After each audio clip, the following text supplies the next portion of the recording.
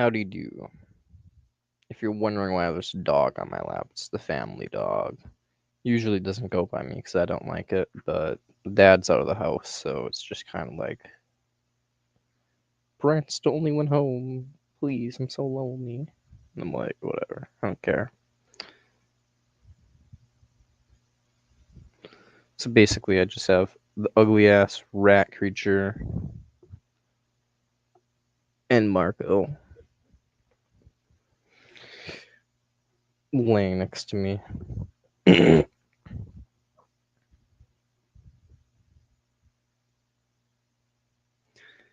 This cannot be a comfortable position. It's just a lonely little creature, so it's just like, please, I don't care. Just someone love me.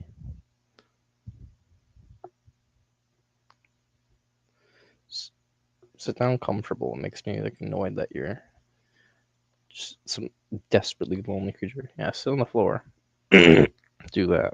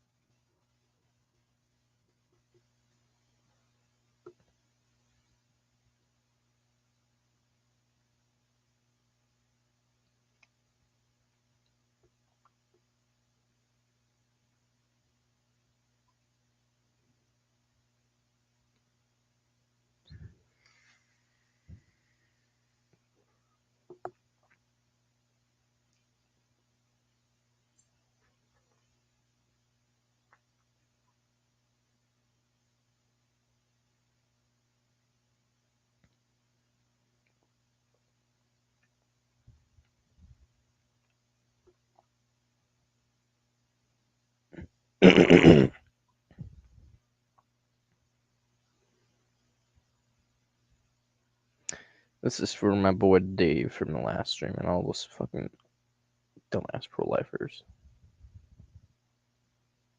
According to the story, Noah's Ark was a gigantic wooden vessel in which Noah supposedly saved every animal, blah blah blah. His simple story was blah blah, who cares? The destruction of Ark supposedly took at least 70 years, or possibly 120. The Bible translates that was built with gopher wood.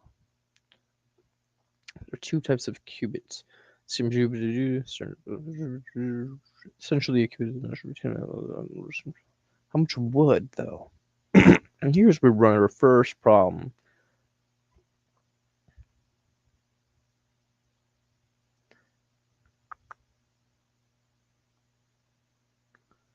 So 3,100 tons of wood, or tons of metal. Tens of thousands of trees. In modern day Iraq, there's not exactly abundant forces. No, sirree. But that's because Noah hacked them all down. Just kidding. That's probably what they would tell me, though. Even if Noah could acquire the impossible amount of wood needed to construct, however, we'd run into a further problem. The Ark would have been an accessible fraction-sized aircraft carrier or battleship. It's been too leaky and inflexible to withstand the stress of global flood conditions.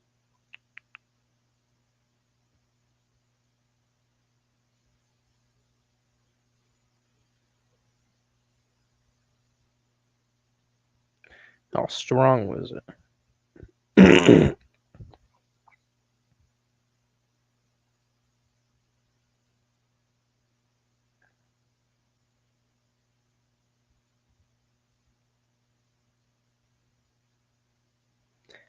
The big question: where did all the water come from? Where did it go?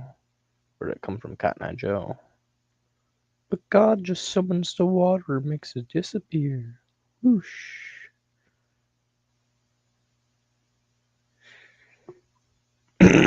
How did it navigate? Yeah, there's no fucking way you're steering a giant fucking vessel where it's locked on the inside. It looks like that. You mentioned sails or rudders. You know, they just send the little dove out and somehow just guide themselves.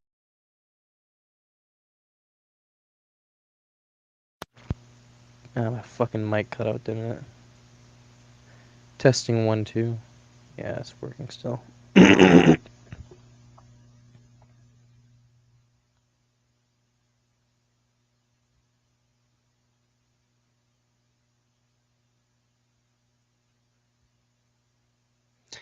And basically, you're just like sitting on this vessel in turbulent conditions of an entire flooded Earth, and it's just like, yeah, we're just gonna big chill in the Middle East. God,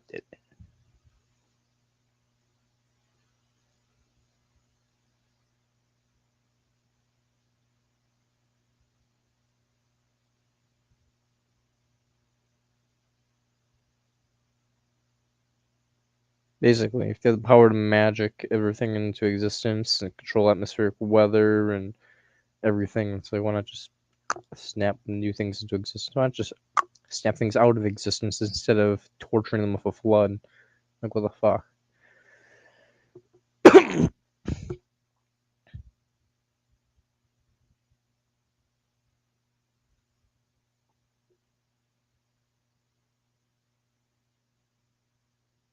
Yeah, exactly. Why not just time travel or teleport them? So the suffer the sins of man.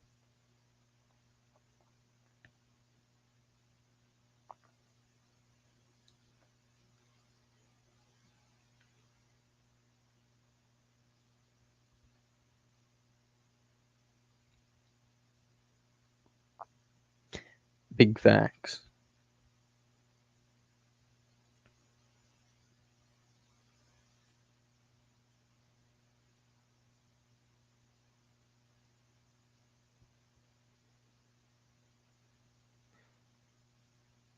Anyways, we get the point. I'm gonna go into talk show because I'm pretty sure it's about yeah.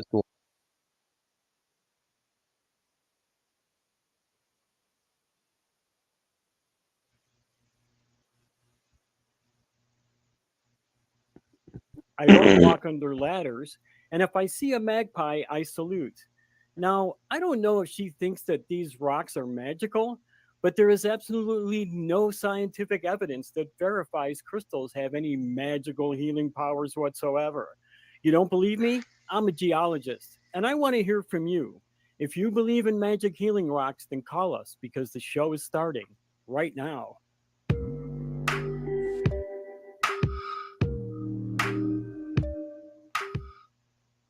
Hello, and welcome to another episode of Truth Wanted. I am your host, Kelly Laughlin, and this is a live call in show that happens every Fuck is single that Friday creature? at 7 p.m. Central, where we talk to people about what they believe and why. And if you'd like to, you can call us at 1-512-991-9242 or through your computer at tiny.cc/call TW. Truth Wanted is a product of the Atheist Community of Austin, a 501c3 nonprofit organization dedicated to the promotion of atheism, critical thinking, secular humanism, and the separation of religion and government. And I have with me today Infidel64. You may have seen him on the nonprofits. Hi, Infidel. How are you? Hey, Kelly, I'm doing pretty good. Excited to be here, especially with you. So I'm looking forward to the calls we're going to get and what kind of fun we're going to have. I'm hoping we have a lot of it. I really am. So, how long have you been doing the nonprofits now? Oh, well, my first episode was actually in May, and it was I really enjoyed it and been doing it ever since, and look forward to doing many more. We touch on some really important topics that might not necessarily come in on a call-in show, but get to do a little deeper dive in some things that are really important and need to be addressed. And I think we do some important issues, and it's always fun to get that out and communicate and exchange ideas with other people. What do you think is your favorite story that you've covered on the nonprofits? Well, I guess to answer honestly, I'd have to say that my favorite story would be Moms for Liberty. They are just an absolutely despicable group of people, and I enjoy pointing out the hypocrisy of these type of people, especially when you see them quoting Hitler on their website. That's kind of a gimme that's a bad idea. Talk about short-sighted, but then again, Moms for Liberty, it's almost guaranteed that what they're talking about is not going to be liberty for not other people, just them. Well, they're So moms, so that was yeah, probably it's my of course going favorite to be for story. them, no one else. Or Cool. thrusting lives into Yeah, existence. I really like doing the nonprofits. So You know, that's probably where most people full of would shit know me already. from too, Definition of what because they I are. do feel it is we're really talking about important things that are happening all around the world, and especially here in the United States. We talk a lot about a lot of things that are central to this country, and I think it's important for people to learn a lot of stuff that we do talk about. So, what led you to be here with us tonight? Do you? Well, How did I guess how I should have framed that is how did you get involved with the ACA? well, I've listened to content, watched content for a very long time. I first ran into the ACA Atheist Experience on while it was still on cable public access when I lived in Austin, and went through, enjoyed it. I was still semi a believer at the time, and honestly, the first time I saw them, it was more of who are these clowns? What's going on here? But I listened and put it in the back of my mind, and as I started deconstructing, I'm like, oh, maybe I should pay attention to them. So I started watching them, and of course, life went on, and then I got back and saw them started watching them a few years ago back on YouTube. Had a lot of catching up to do, so I did. It kind of went from there, and then in February there were tryouts, and I tried out, and they said, "Hey, you're almost good enough to be a Kelly, so yeah, we'll put you on." Yeah, awesome. Thank you very much. I appreciate that. Now you see, you just threw me off. I had another question for you, and it totally got out of my mind. Oh, I do want to do some phone calls, but one of the things that we normally do before the phone calls is the We Want the Truth segment. And I thought maybe we should go ahead and do that because it always has some really good, funny answers. And yeah, let's do that. Do you want to do the first off, we had a caption contest last week, and hopefully we'll get the picture up there that we were supposed to caption. There it is. And Infill, would you like to read number 3? Well, I have to say that Dan and J Mike take a call with a gotcha question. If J Mike comes from the Duggards, and why are there still Duggars? As far as why that, I think that's a question that all of us ask. But and that came from Caps Lock Pundit. Yep. Sorry about that. Caps Lock Pundit. Cool. And then number 2 was Brinstar Media, and their caption was, J Mike is trying to prove to God that he is the real hide and seek champion. I really like that one. I really do. Well, we all know he's good at the hiding part, and it seems that the people are good at the seeking part, but not so much the finding part. Do you want to take the number 1? Well, I can take the number 1. But it says Dustin King, caption for J Mike plays peekaboo to teach Dan about object permanence. Yeah, well, I'm not sure how convincing either one of them are there. They both look a little dubious. All right. And the prompt for next week's We Want the Truth is going to be, what minor superpower would you want that only annoys people? Infidel, what superpower would you want? I had to say that I would like the superpower to be able to, anytime I'm in a public situation and there's a sports game on and something's about to happen and someone's about to win or someone's about to score, just to be able to blink and the TV turns off to the vast disappointment of all the fans. Even if it's a game I like, it would still be worth it just to see the disappointment in their face. I always think I'd like to summon and control one mosquito. You can really annoy somebody with that. Yeah, with no doubt, I can enjoy that because, as long as you could avoid, have a very agile mosquito, I'm sure you could really piss somebody off It's pretty much as a incessantly. negative And utilitarian. my only I problem is disapprove. I have a rather long list of people that I might be interested in doing that to, but I could do them one at a time. But it's just the prompt is to piss people off, so I guess like you have to do something to piss people off. So, So let's I've been told that people can often catch you during your live shows at the end of the month. Is that true? I haven't been in the last few months because of other things going on, and I won't be this month because I'm going to be out of town for my son's wedding, but near the end of the month. Congratulations. So, oh yeah, and I keep telling his wife to be that she could do better than him, but she's not listening, so it's okay, and they'll do fine. So I'm really looking forward to it, seeing them and all that good stuff. But other than that, yeah, it's not uncommon that I'm actually there in Austin. It's fun. It's a good time. I would have to say that anyone who's in the area who has an opportunity to do it, without a doubt, should go. Community is important, and the remote community is important as well. But being in person, there's something to be said about people being able to get together and know that you're dealing with people with like-minded issues and experiences, and to be able to share not only experiences, but to be able to share I don't know, man. solutions and things I'm that just help big you. watching right Because now. the truth is I'm deconstruction waiting for them oftentimes to start it's talking not about you just ethics. quit going to church and okay, everything's done. It's an ongoing process. It's something Right now they're just talking about do their for, lives, well, and I've I been could out care 20 less. years, and every once like in a while I half still listening. find things that, is this religion tugging old or bad ideas, or do I have a good idea for that and a good reason? So it's always a good thing to see people and do that. I think it's good too to share our experiences coming out of religion. Oh yeah. Yeah, one of the things that fucking churches do provide is a support don't really group have for each much other, and to we don't share, really but have that in the we have that here at the ACA, but we Yeah. don't have that everywhere. And I think it's really important that we do build community, that we do get together so that we can support each other through, especially people who are just coming out of it. For those of us who have already been through it and know what to expect and can maybe give them a guiding hand. So. Yeah. Yeah. I would definitely agree with that. I know that some of the people that I've met there, it's really been an enrichment, and I have to admit that every time I spread go, there's certain atheism, people I'm like, I really hope secularism. they're there.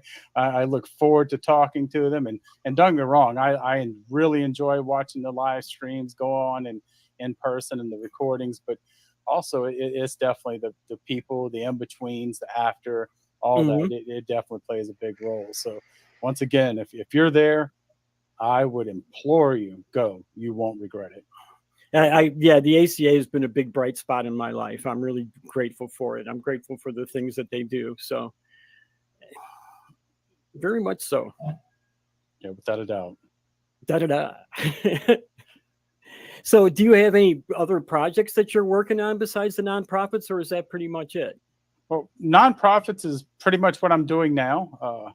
I've been talking to someone that a little bit, not a lot, but I'm really interested in recovering from religion. I think they do a lot of work, and I need to explore some possibilities there too, because that's a very vital service, and goes back right to that whole deconstruction and people needing that help, because it's a very real thing. I know that when I did it, I felt alone. I mean, I didn't even tell my wife for a year that I didn't believe, because as I did tell her that I'm coming to some conclusions, but if I tell you, we're going to have to get divorced, because I just couldn't imagine us being able to work that out. About a year later, though, she told me that she didn't believe, so that made that real easy. So she did the hard work there.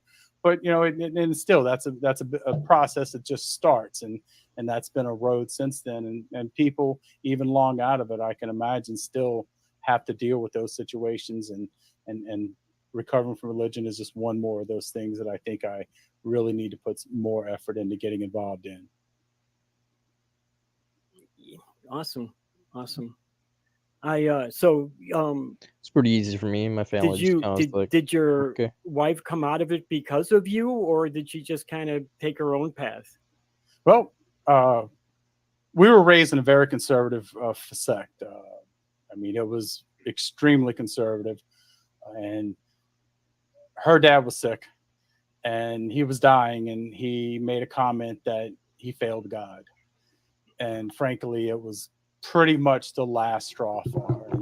And this is a man who was dedicated every bit of his life, spent almost a decade in sick, dying, and to think that his dedication ended up being "I failed God" was just something that pushed her to that limit of, you know what, I think this is all shit.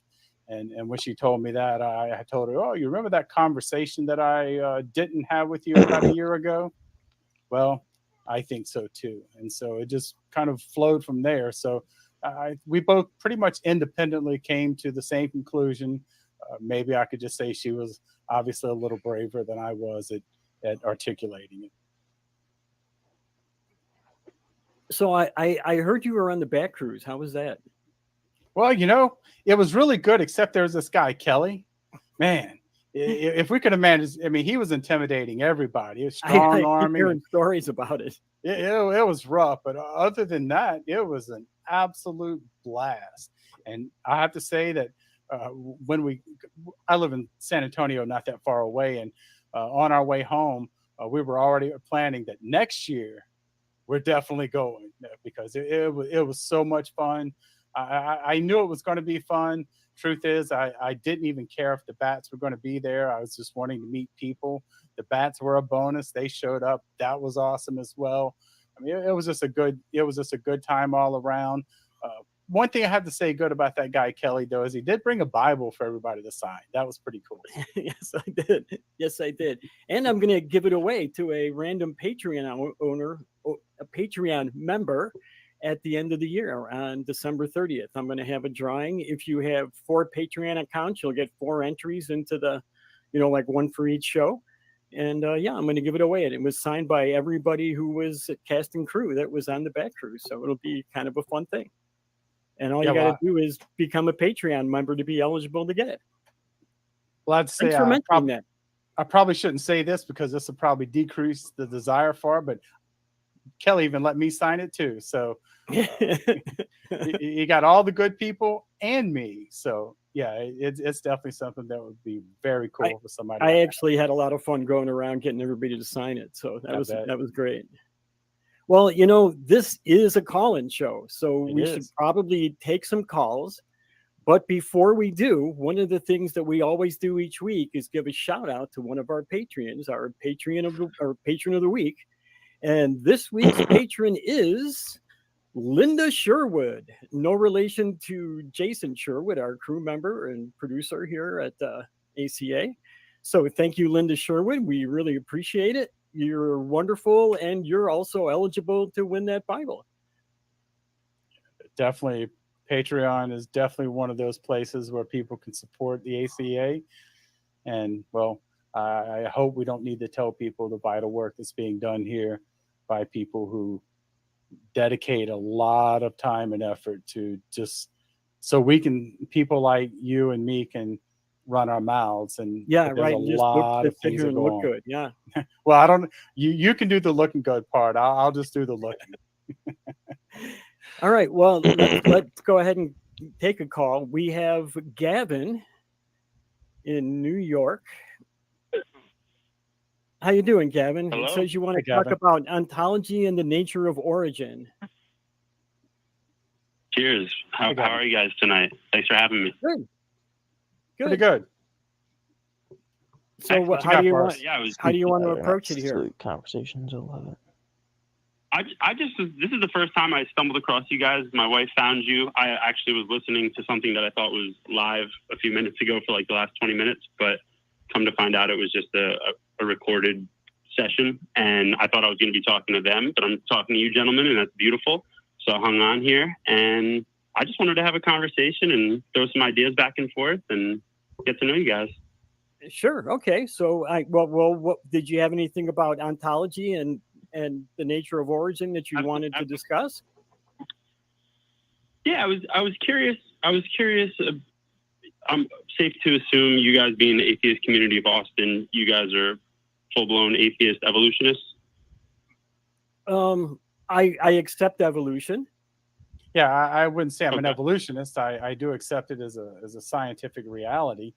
As far as atheist, I would say Kelly recently has helped convert me over to being an atheist. I don't think the concept of God really has any relevance or cogent meaning that we can really define to do it. But yeah, definitely an atheist. Trump sucks. Okay. Is it a possibility at all in either of your guys' mindsets that there may be a God, or is it 100% absolutely not? I have no idea. I'm agnostic on the existence of God. Yeah, same here. I don't believe in one. Okay. Yeah, agnostic atheist. Now, if you were to mention specific gods, yeah, I can pretty much throw any god I've ever heard of before out for a very good reason. But when it comes down to a general concept of a classical god, yeah, okay, maybe. Probably not, but maybe. Yeah. No, definitely a specific Most High, a specific creator or creators, depending on the pantheon or whichever religion. Do you believe in any gods? Yes, I do. I actually keep Torah. I follow the Most High, Yud He Vav He. Some people say Yahweh, Yahweh, Yehovah, Yahuwah. I follow that God from the Bible, from Genesis to Revelation. I believe He is the only Most High. I believe He is the fundamental foundation upon which we exist.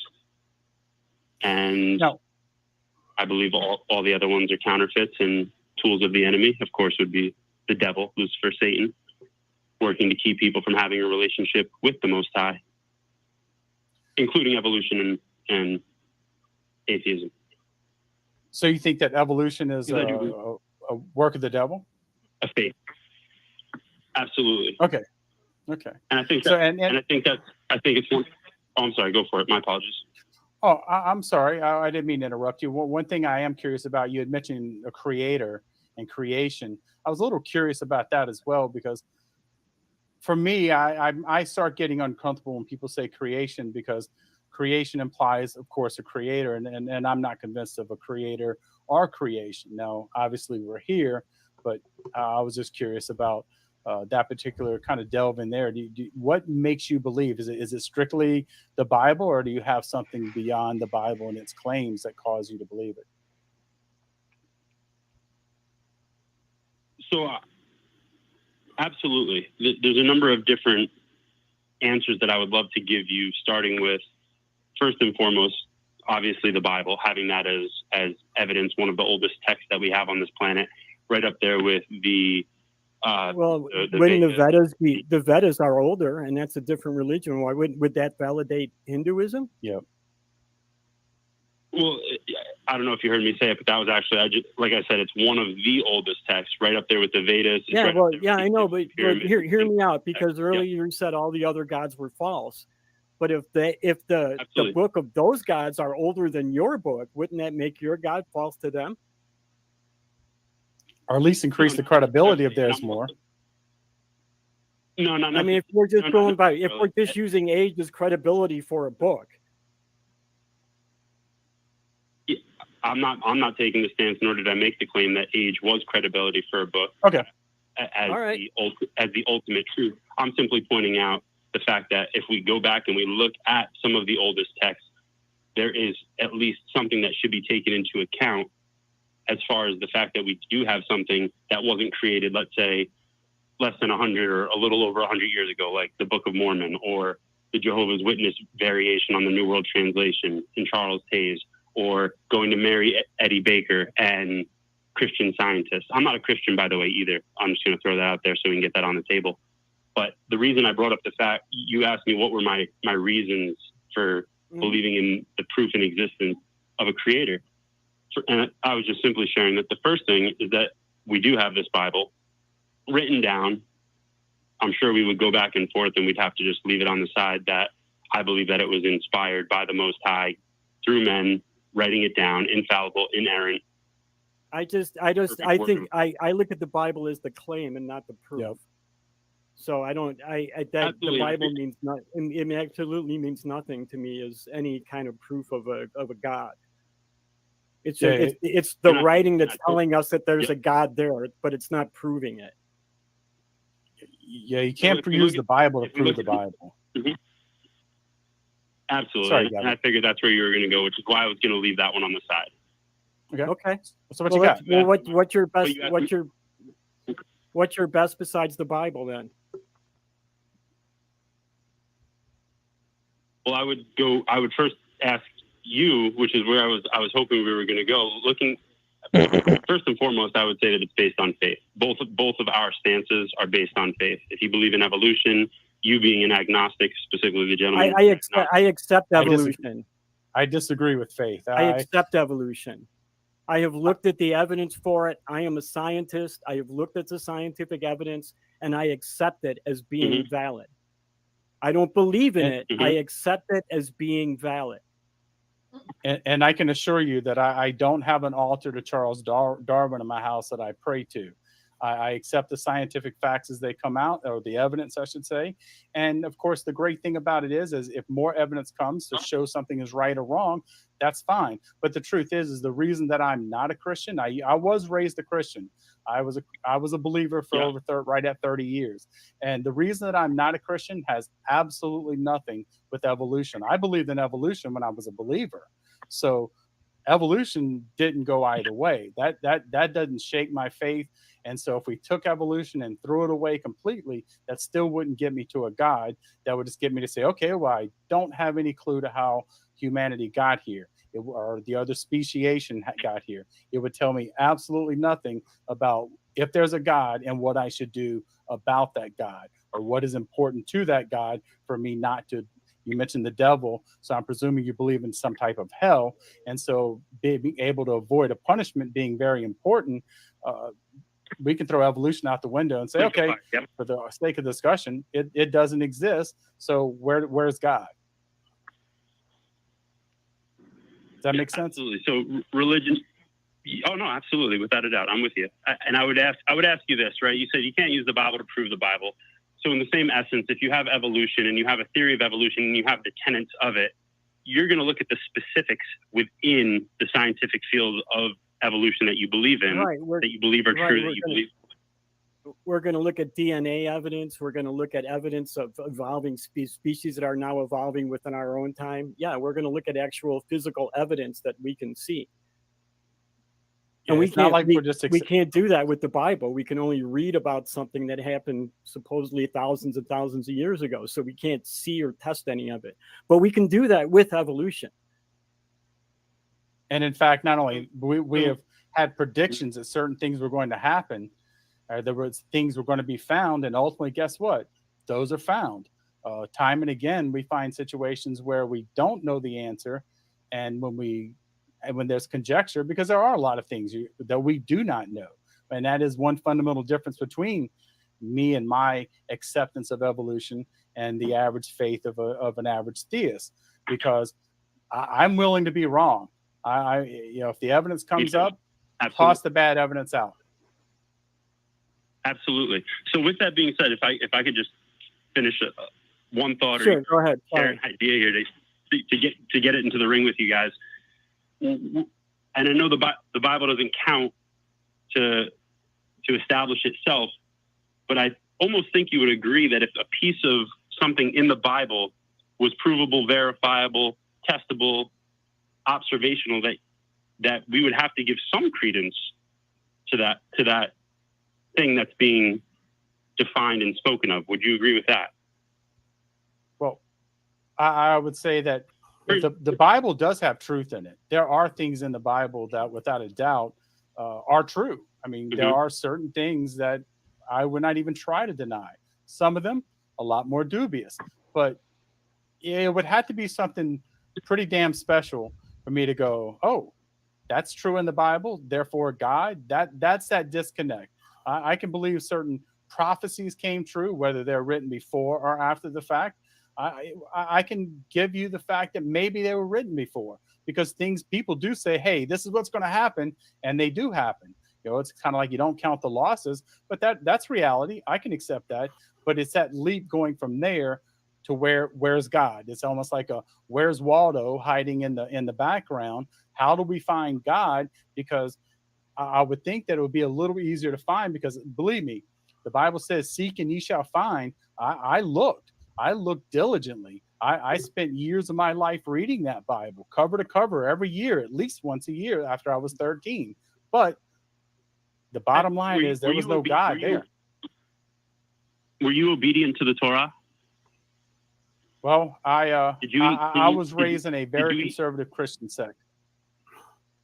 Okay, so I didn't hear. Okay, so you didn't hear. So we're specifically warned about that exact mindset in the Bible. So it's almost no wonder that you didn't find upon you seeking. When you have you ever heard of the no true Scotsman fallacy? Yeah. Do you know what that is? No true Scotsman. The no true Scotsman fallacy. No, I don't know.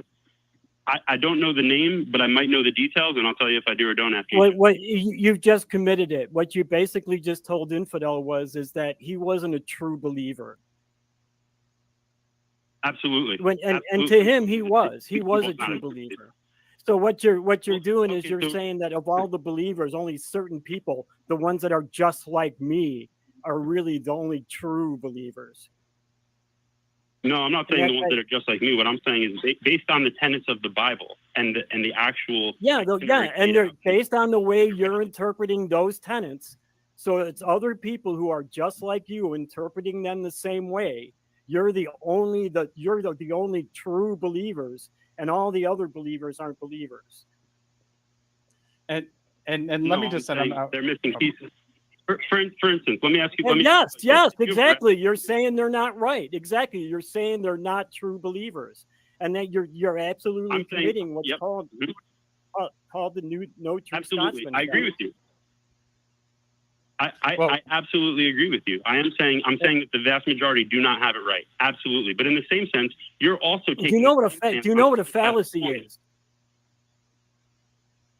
Absolutely. Okay.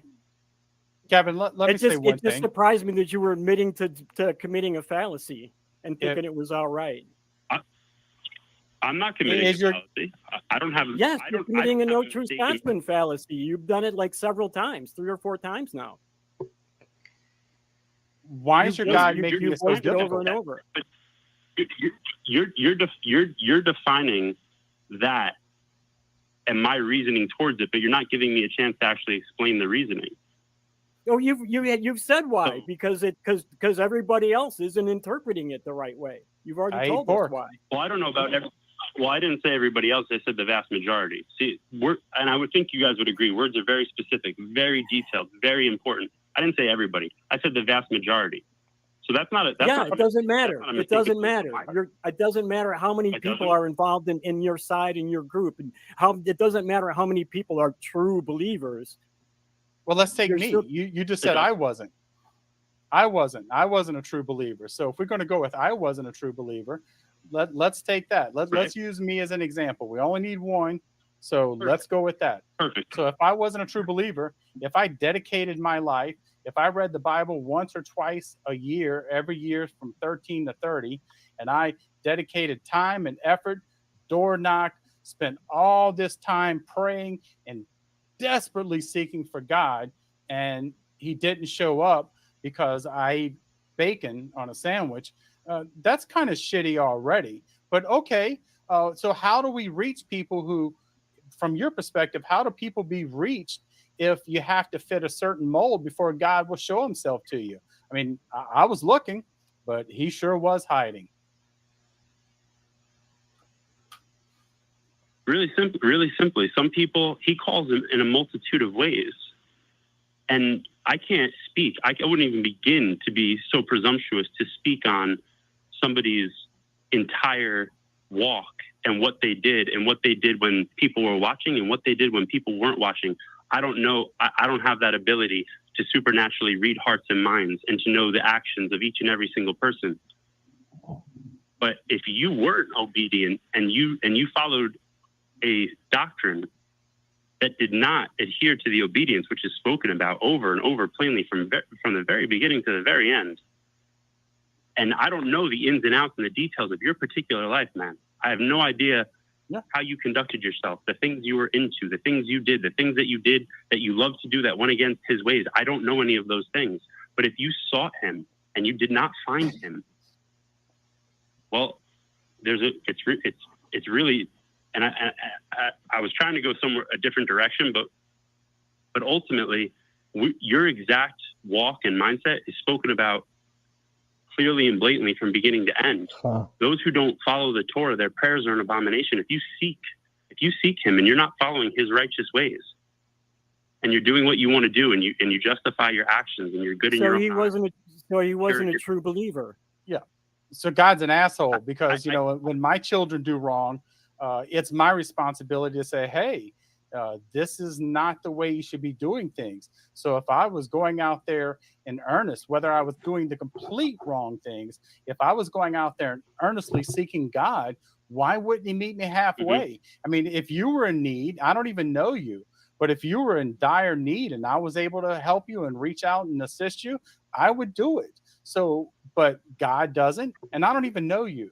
But with my own children, that's a total different story. So it just seems kind of strange that God's playing hide and seek.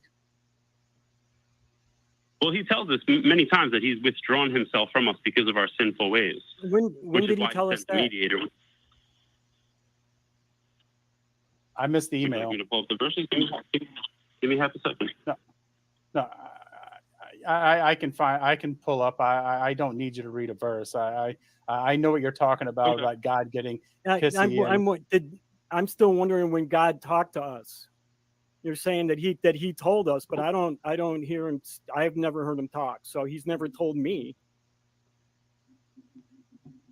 And if you're going to quote the Bible again, that is just a claim. All I know is that was written down by men sometime in the past. I don't really know if it's the word of God or not. There's no way for me to know. So do you believe that there's ultimately one truth regarding our existence? No. So how does that work? We just live in a land of make-believe? I don't know. I honestly don't know. I have no idea about the ultimate truth. As far as I know, there isn't one because nobody, you think after 100,000 years of searching for it, we would find it by now. But nobody's been able to find it, so I don't think it exists.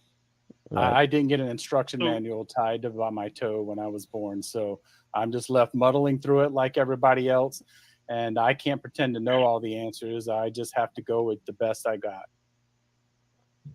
Well, I mean, we're told that since the creation of the world, his invisible qualities have been clearly seen. But no, we aren't told that. You are told that. You're telling us that, but we aren't told that. That's what I'm trying to get through to you. You're acting like somebody came and like God came and told that to us, but no, he never did. He never did. Well, he did. He had it written down in the book. Whether or not you read the book is a whole nother conversation. The book. I have read the Bible. I have totally read it through. Okay. Me too. But again, the Bible does not prove that it is the word of God. It's just a book that was written down 2,000 years ago. I have no idea who wrote it. I don't know what kind of mindset they were in when they wrote it.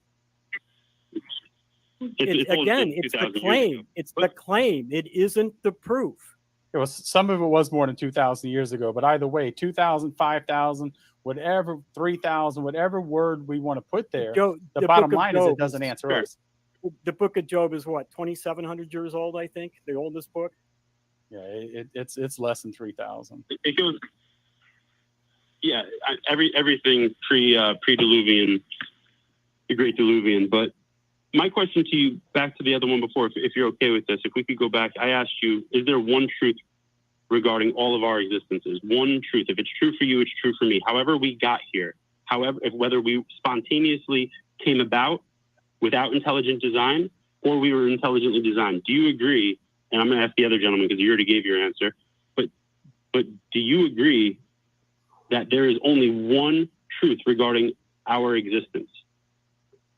Well, I think that the truth regarding my existence, my parents are dead, so what position or how long it took them to achieve it, I really don't know. And frankly, I don't want to, but I'm sure that there might have been some gods in there somewhere. But beyond that, I don't know. I mean, silly atheist. I think that between each and every one of us, the truth and reality of our existence is going to vary because we have different experiences. We live different lives. We're different people. Sure, we can share a common reality, but our experiences of that common reality are not the same. I experience something that you don't. Yeah, obviously, you do as well. Not trying to be a jerk. I don't think either A, you're understanding, or B, you listened, or you're understanding or listening to the specific question that I'm asking. I'm not talking about your personal subjective experiences on this planet. I'm asking you very specifically, in terms of our ontology, the nature of existence, how we got here, the age-old question, how are we here? Why are we here? What are we doing? How did it come about? I'm asking if there's one truth, and I'll if you don't mind, I'd love to break down and ask you it a different way on a more tangible level. If I asked you, do you exist without the ground, any ground, period, as a fundamental foundation? You would say no, right? Is that a safe assumption? Can we find common ground there? No pun intended. If you mean literally, do I believe that I'm standing on planet Earth and my feet touch the ground? Yeah, I would say that that's a reality. And for most people who don't die in infancy, that would be true for them as well. Absolutely. And we could even say that the ones who died in infancy were attached by the umbilical cord to their mother, dependent on their mother's life, and the mother was attached to ground. Even if she was on a hospital. I don't know where this is going. Yeah, I mean, you know what? I'm willing to stipulate this if you can get to where you're going. Yeah, let's skip all of this and get to your point, because I have other callers that we need to get to too. So I'm going to give. So let's try to get to the point right away. Absolutely. Yeah, no problem. I'll wrap it up like this. It's really simple. You don't exist without the ground, neither do I. It's something we share. It's a common fundamental foundation. It's a thread that weaves us both together. It's true for you. It's true for me. We would call that an ultimate truth. Therefore, that is a truth of our existence. And it's true for one. It is true for all here. So when we take that out, we magnify it out in the levels of magnification to the ontology, to the nature of how we got here. My premise and my stance is, however we got here, whether we were created by the God of the Bible, the God of the Quran, Allah, whether it was by Brahma from Hinduism, you pick your flavor, it doesn't matter, whether it was evolution and there was no intelligent design. However it happened, it's true for one, it is true for all. There is one ultimate truth regarding our existence. And if that's the case, and I don't know if you agree with that, but that brings us to only really a handful or two of plausible ideas. And there's really only two it breaks down to, of course. And I think you guys would agree with that at the fork in the road. You have evolution and you have creation. And evolution has nothing to do with the origin of life. If you think it does, you need to go study evolution. It has nothing to do with the origin of life. Well, it depends on what type of evolution you're talking about. Are you talking no evolution has anything to do with the evolution or with the beginning of life. Evolution can only happen after life has started. It's speciation. If you think evolution is about the beginning of life, you need to go back and study and find out what evolution is. Well, you're talking about abiogenesis. I think you need to go back. You need to go back to the drawing. You are talking about abiogenesis. You're talking about abiogenesis, not evolution. But the bottom line is that the truth is that I don't know how life originated. Nope. The difference is that I feel that I'm honest enough to say that I don't know. I think that the problem is that the theistic standpoint is that I know by faith. And if you go by I know by faith, then I could know by anything. I could know by the invisible pink unicorn or your God or the fact that we just got spit out of the nose of the giant Arkla seizure in Hitchhiker's Guide. But the truth is, we don't know. And I'm not trying to tell you I do. And that's the fundamental difference, once again, between my accepting of evolution and you having faith and believing that you know the answers to these questions. And I can just say, I don't know. I just don't know. Gavin, I'm going to give you the agree. last word, but I'm going to give you the last word, but we're going to have to move on. So wrap it up for us. Yeah, absolutely, man. I absolutely agree that I take it on faith. I believe that without a shadow of a doubt, you guys have faith in the evolutionary process. We've never seen anything change on this planet from one species to another. We've only ever seen what the Bible says happens. Yes, we have. Yes, we have. Yes, we have. Yes, we have. No, we have not. Yes, we have. We have seen the evolution of new species. Go look up Big Bird on Galapagos Island. That just became a new species within the last decade. Within the last decade. I just did the big bird species on the Galapagos Islands. I just did. Go look. You're talking about stuff that you don't have any clue about. I'm sorry, Gavin, but we've got to move on. And obviously, you're not very caught up with what with the science of evolution. I would encourage you to actually go and study it. Don't study what other people say about it that don't believe it's real, but actually go study evolution itself from a scientific point of view. And I think maybe if you have a better understanding, we can have a better conversation about this. Okay, and give me a chance to before we take our next call, I do want to mention that we have an exciting new way to support the ACA. So check out this video. Have you ever wanted to make a permanent impact on the atheist community of Austin? Help support our space for free thought by buying a custom engraved brick to be laid on the building grounds to help raise funds for improvements. Our building has stood as a beacon for years, bringing people together. But 3 years of emptiness due to the pandemic have taken a toll, leaving it in disrepair. Help us restore this hub of connection and support by buying a brick. Moses had his stone tablets, but we're doing our own version. Join our brick fundraiser and let your engraved messages stand the test of time, minus commandments. Visit tiny.cc/ACA bricks for more information. Awesome. And we, just so you are aware, we are now accepting super chats, and we may read them live on the air. We will read them live on the air as long as they are acceptable. So feel free to have us read your things that you've written. As long as they're YouTube appropriate. And if you'd like to support the show, you can do so by donating to our Patreon at tiny.cc/PatreonTW. There is a couple of different tiers there, and you get your name shouted out there in the show if you donate, just like we did earlier. And you can also support the show by becoming a member. You get emojis in the chat. Your name gets highlighted in the chat. It goes from a really boring black color to a really cool green. See what I did there? You'll be immune to slow mode, and it's all for as little as 99 cents a month. Just 99 cents a month. So what do you think, Phil? You want to go to our next call? Yeah, one thing I want to say is that it does amaze me how consistently people misunderstand and misclassify evolution as some grand design of the origin of life itself, and it's not. But you obviously covered that. It just amazes me that we hear that time and time again. But I'm ready. All right, I have Jack D. Ripper from Texas coming on. He says he knows about several pseudoscientific BS within his lifetime and can explain in detail. So what do you got for us, Jack? Hi, Jack. Well, I wouldn't say I could explain in detail, but good evening, gentlemen, Infidel and Kelly. I have a quick, since the topic tonight is crystals, I have a quick crystal story, if you want to hear it. Sure. Years ago, my business partner and I, we had a much younger employee, and I had a big, beautiful, clear white quartz crystal.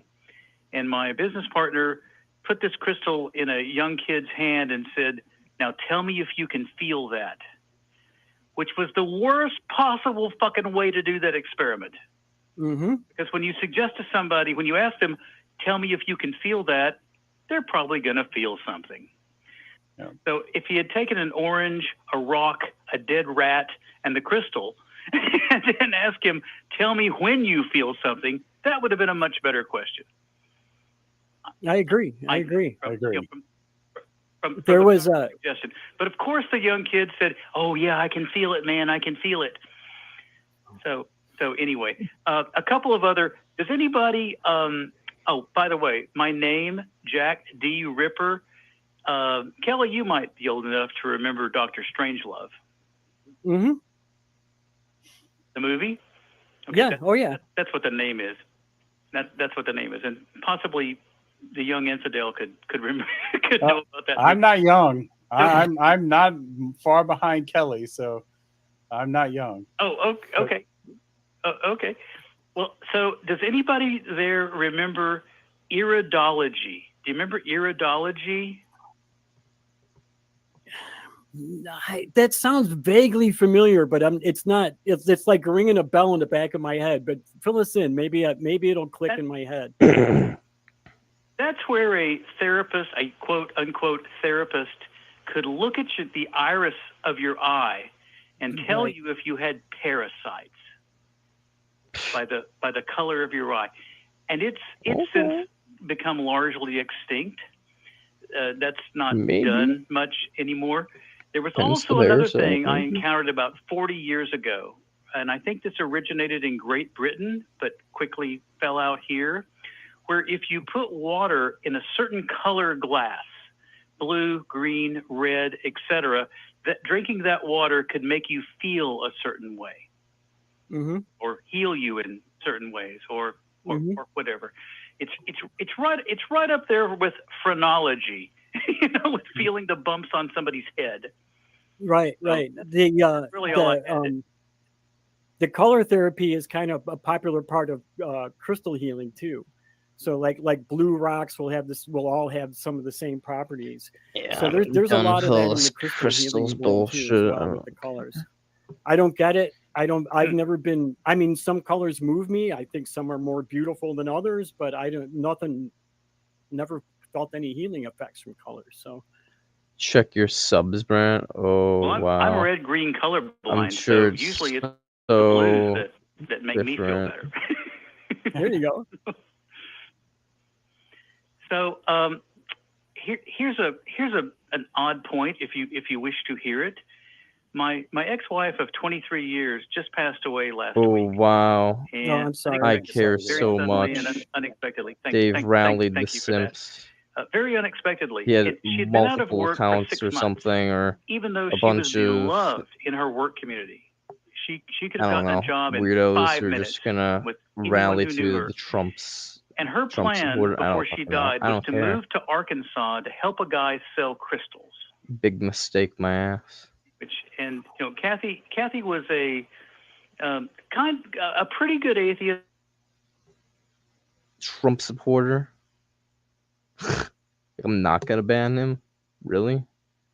Like, I spend all my day doing activism, counter-protesting pro-life fuckers, bunch of anti-abortion cunts, and he expects me to not ban him, the guy who is literally just being like, yeah, let's ban abortion across the whole country.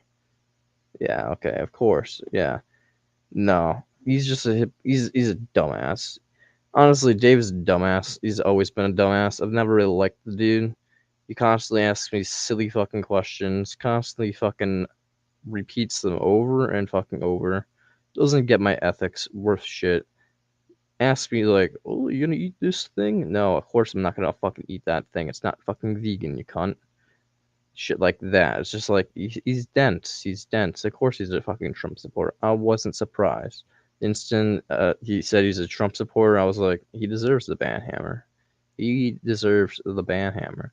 He's wasted my time with useless fucking questions, useless fucking prompts, useless fucking things about God, and oh, you're anti-abortion. No, sorry, no. You're pro-abortion, Brad? Yeah, no shit, I'm pro-abortion. I've been pro-abortion since the very start. I literally, if you look at my first videos, it's me explaining how the Bible's pro-abortion. However, it's like The dude's just dense. He's dense. He asks dumb questions. And he wastes my fucking time. And it turns out he's also a Trump supporter. He doesn't even know what he's following. He's like, I'm your greatest supporter. If you're my greatest supporter, I don't fucking want you. I don't want your support. If your support is, if my support is a bunch of twigs, I'd rather fucking rip that foundation out, crush it, and make it anew. So when it comes down to it, fuck your support, Dave. Yeah, hypocrite. Oh, I support this guy, while at the same time spitting in his face and voting. You're a little stick man. We're all stick men. Our words, our vote, our fucking influence on the government is basically the only way we can really do things. I do things to influence people so they basically vote in different ways. So when it comes down to it, yeah, if you're gonna fucking be like, I support you, while basically spitting in my face and voting against healthcare, voting against women's rights and all that. Basically, just one of the most draconian fucking man to be in the fucking presidency in like the last 100 years. Yeah, of course I'm gonna fucking ban you, piece of shit. You deserve every fucking bit of suffering that's been on every single woman, every single fucking low wage worker Mexican, every single fucking person that's getting. You know how many people have been drone strikes since Trump got in office? How much families have been ripped apart because of warfare? Yeah, fuck you, Dave. Fuck you. Yeah, when it comes down to it, Trump's a piece of shit. He's increased drone warfare by a fuck ton. He's increased like so many horrible things around the world. He's increased racism, a bunch of shit, and got us into conflicts here and there. He's a piece of shit. He doesn't have any sense of moral code. It's just whatever funds his businesses. He literally has sold his fucking soul to businesses. He's taken money from the Saudis, dumped millions into his fucking hotels. Like, is the Saudis, fucking Islam. Yeah. Just toss people off roofs and take some money to become our greatest ally, Saudi Arabia. We love them. We're gonna protect their oil. We're going to. Saudi Arabia is literally engaging in genocide right now in Yemen, and they're our greatest ally. We must protect their oil. Yeah, fuck you. Biden has dementia. Prove it. Prove it. 1, prove it. 2, don't care. A rock is better than Trump.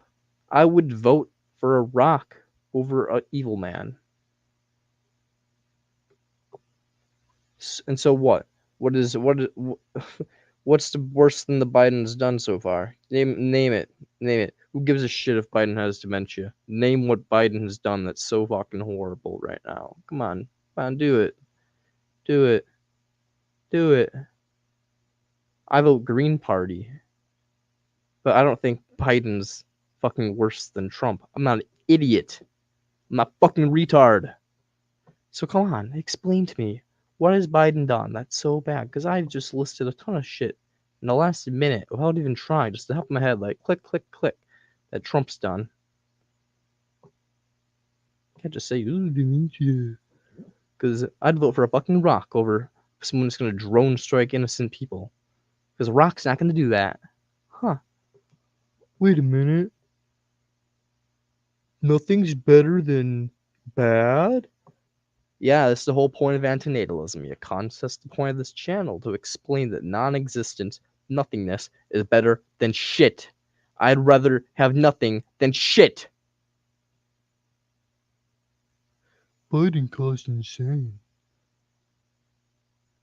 This is, okay, guys, this is the comment chain. Biden caused insane inflation.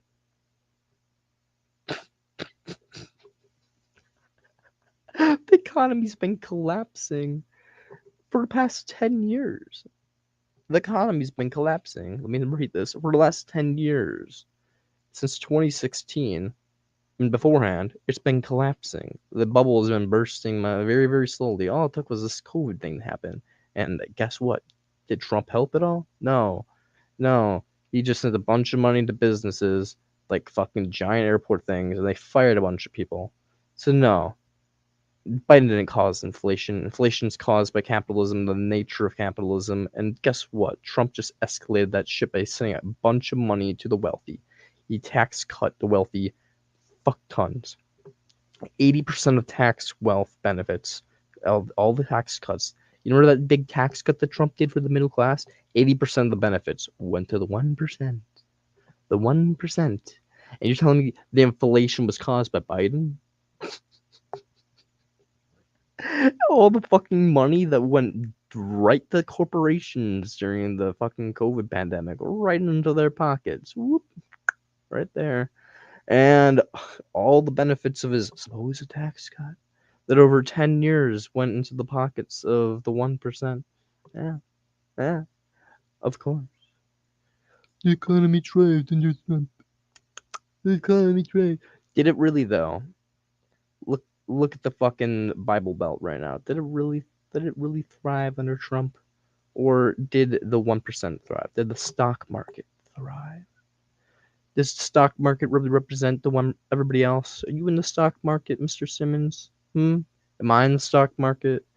How much do you have really invested in the stocks? Did Trump really help? Or did he just help the elite? The investing class? Oh yeah, wait. The market of America is basically a fucking sales scam. It basically is just a weapons infrastructure scale scam. We are literally global fucking mercenaries. Our money is basically just running the elites. It's just the elite class. Everybody else just says nothing. So yeah, our economy thrives when the elite thrive. No one else thrives. So fuck you, Mr. Simmons. People could afford gas and groceries under Trump. I can still afford gas and I can still afford groceries. What? What's changed so much, huh? I'm like, well, yeah, things have changed a little bit here and there. Inflation, yeah, but that's all still Trump's fault. Still, you haven't changed shit. You haven't shown shit, bro. Like, I could afford shit under Obama. I could afford shit under Trump. I can still afford things now. Things have been inflating at a pretty constant rate forever. And you're trying to tell me that, ooh, it's Biden's fault. Yeah, you fucking retard. Fucking retard. You think it's Biden's fault? You think in the last 2 years the economy's changed this much because of Biden? Well, yeah. Yeah. All the things that you don't think it takes a little bit of time for things to snowball, just a little bit, no, it doesn't. None of this is Trump's fault. The massive amount of money he's dumped into corporations. Well, because trickle down economics. Just yeah. I hand my money to elitists. They're just gonna give me $100. Fuck you.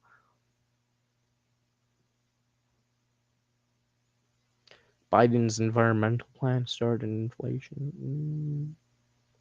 Well, when it comes down to it, I don't really care about the environment, but nonetheless, I fucking highly doubt it. How much have we really dumped into the fucking environment? And if you guys care about the economy, so much. The economy. Woe is us. The economy. Maybe you should care about fucking climate change because guess what? It's gonna fucking destroy the fucking environment. Now, I don't care about the economy. I don't care about the American dollar. All I care about is sentient beings, and I will not vote Trump because guess what? Trump is pro-life. He is pro-religion. He is pro-stupidity. He's pro just fucking anything that's evil as shit, basically. He literally said you could shoot someone in Times Square and people would still vote for him. You guys are really the dumbasses doing that. Good luck with 125 subs. I don't want a bunch of Trump-supporting retards. Yeah, fuck you. Fuck you and all your retards. You guys can go circle jerk somewhere else.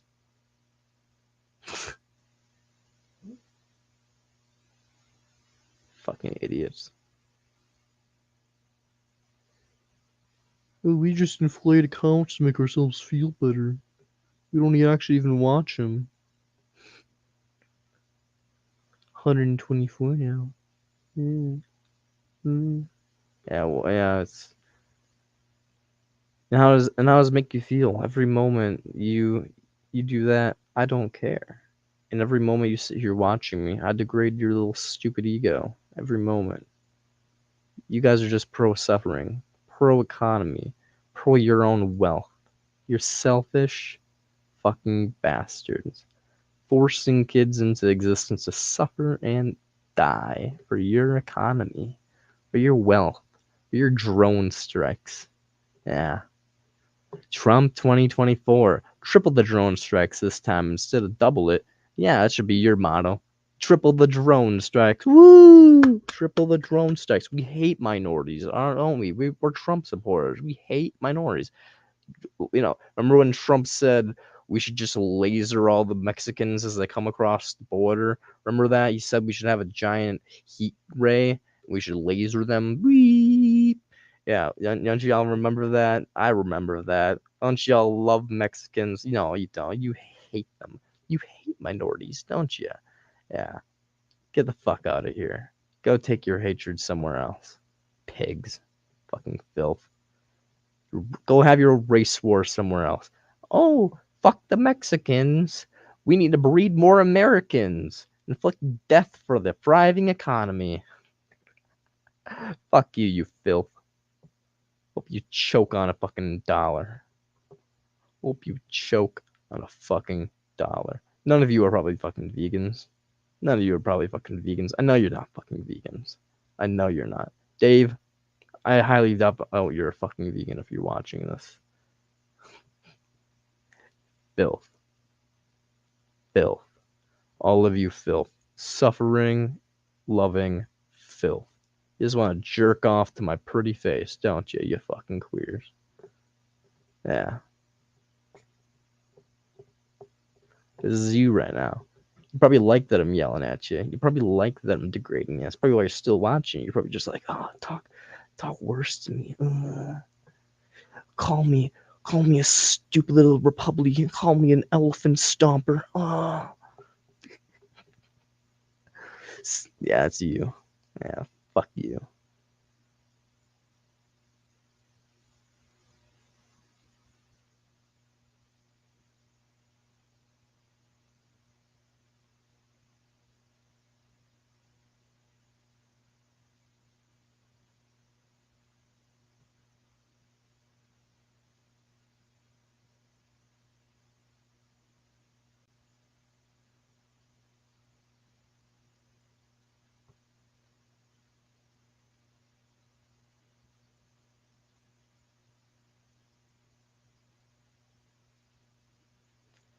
Look at this. This person's genuinely just one person, isn't he? It's just an idiot. It's just one person of a bunch of bots. Yep.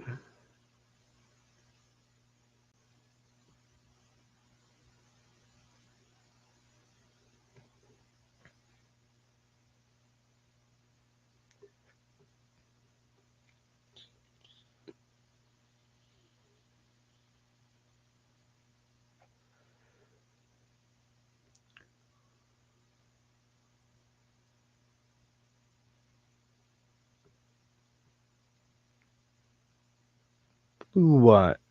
Blue. I'm not blowing you. That's for sure. Guess what?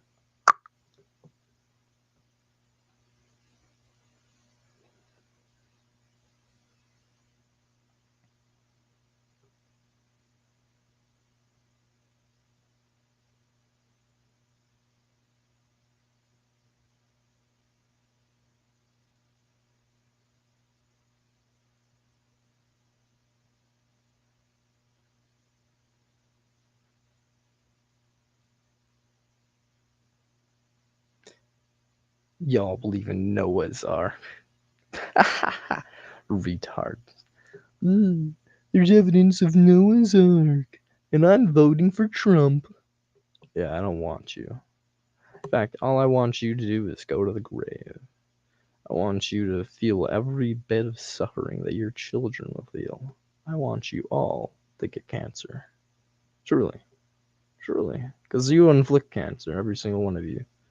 You inflict cancer, you inflict worse than cancer, you inflict slavery, you inflict death on everything. You just thrive on it. You don't give a fuck about minorities, you don't give a fuck about the poor, you don't give a fuck about anybody suffering unnecessarily. So why should I care about you all? A false audience, a bunch of fake, fake, fake people. Pathetic. Look at that. The real Cynthia. Ooh, you're so real. A bot. Gone.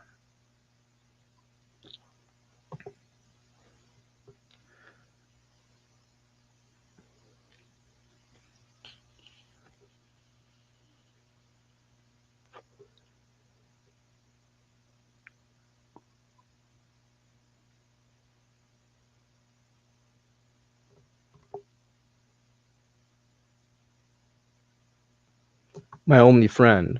I have friends in this community that are real. You. I don't need a friend with some fucking ill-principled liar. I believe this because I want a friend. Dave's not real. Dave wasn't even an entity. Dave is a falsity. Dave doesn't believe anything. Dave is just a bunch of sticks willing to be flipped over. And I did. And there he goes. Goodbye, Dave. Where are your principles? You have none. You don't have any beliefs. A friend is something, a person of substance. Something that can be. I'm friends with something that actually has like a personality. Something that exists. Not Dave. Dave's just a Trump supporter. I mean, it took like months to come out as a Trump supporter. Like all he does is just like jerk off to me and like Sam like you're like, oh, I love that you're vegan, Brant. Oh, you should eat a burger. Oh, you should. Chicken's delicious. I love chicken. You should have. Do you like wings, Brant? Like he's a fucking idiot. He's a fucking idiot. I don't want an idiot as my friend. I don't. He's an odd line. He's one. I don't want an idiot as my friend. Two, and most importantly, y'all generally think that I'm gonna dedicate my time to be really friends with some online person. Yeah, I've got bitten before. My best friend was someone online. They're fucking dead. They killed themselves. You think I'm really gonna be friends with that waste more time being friends with online people, dedicating my emotions to some person whose face I'll never see in real life? Ha! No. No.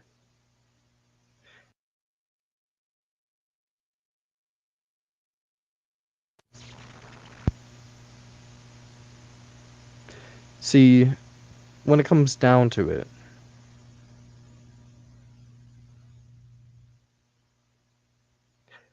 a lot of people waste their fucking time. I don't. I make my time fucking count. So the cleansing. The real Cynthia too.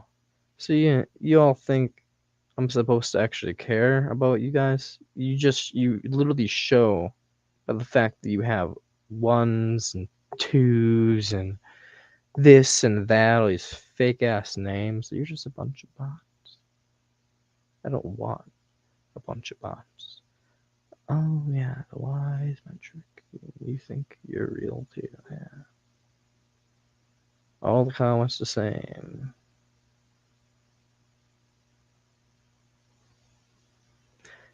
And now we begin the process of banning and ignoring.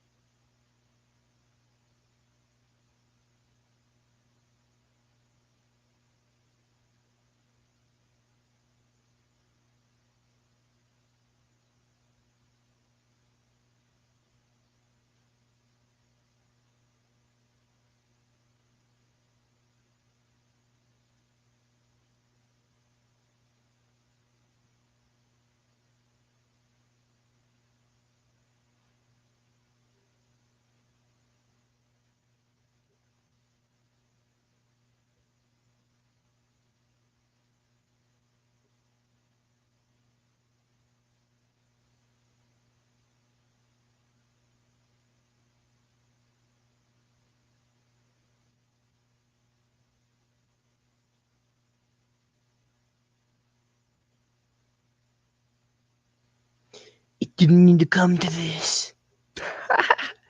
What are you, like some movie villain? It didn't need to come to this. We could have worked together. We could have ruled the galaxy together. Nah, fuck you. I don't give a shit. You're just a bunch of bots, and who cares what you think? I hope you're sad and you're a little queer.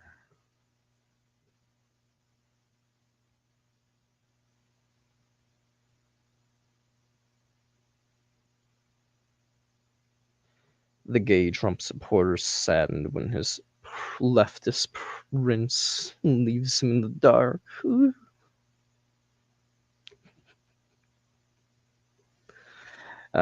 You do realize that you vote for a man who wants you all like basically burned at the stake. Like Republicans want to ban gay marriage. I know you all think I'm cute, but they want to put you in the stake. Yes, they do. They want to Vlad and Impale you. You'd probably like that, though, wouldn't you? Rip the bum.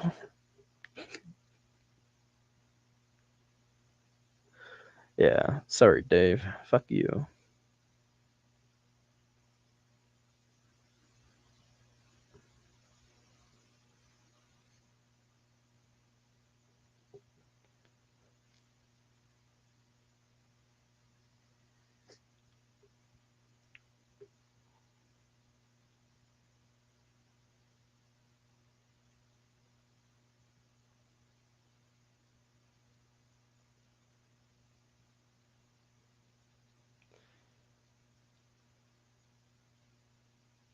We just feel sorry for you.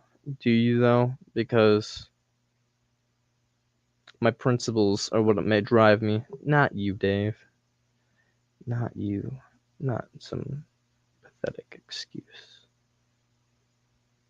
of a human being. What do you do every day but watch me? I do things that matter. You just watch. You just watch.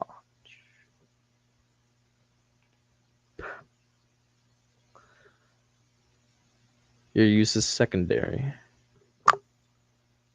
Hebel. Fuck, secondary is too much of a compliment. You're like out of sight, my dude. You're not even something that really matters. You're a blip. Something that pisses me off on the daily, asking stupid ass questions that I just humor so I don't look like an asshole. But guess what? You're the asshole. You're a Trump supporter. I'm not gonna lose any more views than your artificial fucking bots that leave here. Who cares? Maybe if any level of intellect understands a filthy fucking Trump supporter that doesn't understand basic ass ethics and isn't a fucking vegan, those deserve to be on this channel. No. No. You can't justify your own life, yet alone the amount of suffering you inflict. So yeah, you can't justify your vote, you can't justify your own existence, you can't justify shit for shat. So I don't care if you unsub, I don't care if you have your little swarm of fuckers that you've convinced to sub so you can be like, ooh, look at me, I got these people to sub to you. They like me because I don't why would they like you?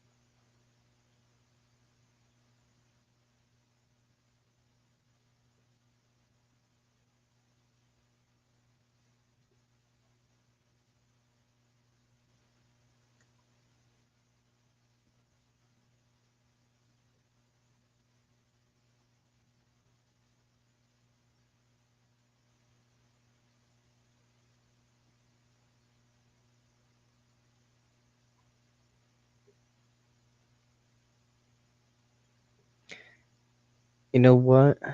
Just to make them a little bit more, because I'm pretty sure the annoying gay. You know what? Yeah. You know what? Yeah. I'm done supporting all these annoying fat ass fucking fads. You know what? Yeah. All you people trying to jerk off to me and shit, you can sub to my OnlyFans or something. Because I'm done helping y'all just have your little nut on my channel. If you wanna, this is an ethics channel from now on. Completely, only. Fuck everybody else. They're wasting my time. I was drawing people in for every little means, talk stuff, Q&As, all these fucking happy-go-lucky stuff. Yeah, fuck all of you. This is just ethics from now on. It's just anger and rage. I'm done with all your stupid fucking nonsense.